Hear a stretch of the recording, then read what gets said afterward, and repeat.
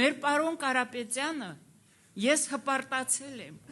որ Արցախում Ստեփանակերտում կառուցել է մեծ հիվանդանոց, ինչքան ենք ուրախացել,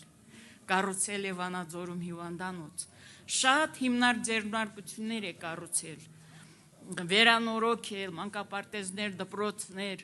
ամեն ինչ գիտեմ։ Եվ գիտեք ինչ եմ ուզում ասեմ, սիրելի լոռեցիներ, մարդ, հայ տղամարդը, ով պաշտոնում չի աշխատել, բայց ինքը նվիրված է եղել ժողովրդին, ինքը այդքան բարերարությունը կատարել է, առանց պաշտոնի, ասինքն նշանակում է ինչ, նշանակում է, որ ինքը ժողովրդական, ժողովրդասեր, հայրենասեր, բառից բուն իմաստով հայ տղամարդ է։ Շատ շնորհակալ եմ, Մայրիկին։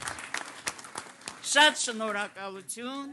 ձեր հայրենասիրության, ձեր ժողովրդասիրության, ձեր նվիրվածության, հայ ազգին, արդեն գիտենք, ապագայում